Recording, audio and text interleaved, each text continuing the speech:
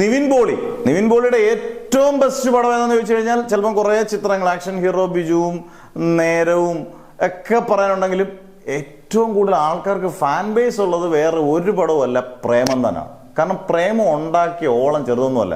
അൽഫോൺസ് പുത്രൻ്റെ ഡയറക്ഷൻ, ഇവരൊരു ടീം ഒരുമിച്ച് വന്നതാണ്. ഇപ്പം വാഴ 2 ഒക്കെ പോലെ അന്ന് ഒരുമിച്ച് വന്ന് തകർത്ത് വാരിയൊരു സിനിമയായിരുന്നു ഈ പറഞ്ഞ പോലെ പ്രേമം. അന്നത്തെ ദൃശ്യത്തിൻ്റെ റെക്കോർഡ് തകർക്കുമെന്ന് 100% ഉറപ്പായിരുന്നു. കാരണം അതുപോലെ കളക്ഷൻ ഉള്ളപ്പോഴാണ് പെട്ടെന്ന് അതിൻ്റെ ഏറ്റവും ടോപ്പ് ക്വാളിറ്റി ഉള്ളൊരു പ്രിൻ്റൊക്കെ അന്ന് ഇറങ്ങി. അതോടുകൂടി എൻ്റെ കളക്ഷൻ പെട്ടെന്ന് ഡ്രോപ്പ് ആവുകയും ഭയങ്കര പിന്നെ കേസുകളും അൽഫോൺസ് പുത്രൻ പിന്നെ അധികം സിനിമകൾ എടുക്കാതൊക്കെ ആവുകയും പിന്നെ ഗോൾഡ് എന്ന് പറഞ്ഞിട്ട് പിന്നെ കുറേ വർഷങ്ങൾക്ക് ശേഷമാണ് അതേ സിനിമ എടുത്തത്. ഇപ്പം വാഴ 2-നകത്തൊക്കെ ശക്തമായിട്ടൊരു പോലീസ് കഥാപാത്രമായിട്ടൊക്കെ അൽഫോൺസ് പുത്രനുണ്ട്. എന്തായാലും ഏറ്റവും പുത്തൻ ന്യൂസ്, നിവിൻ പോളിയുടെ 50ാമത്തെ സിനിമ സംവിധാനം ചെയ്യുന്നത് അൽഫോൺസ് പുത്രനാണ്. എന്നിട്ട് വീണ്ടും പ്രേമൻ ടീം ഒന്നിക്കുകയാണ്.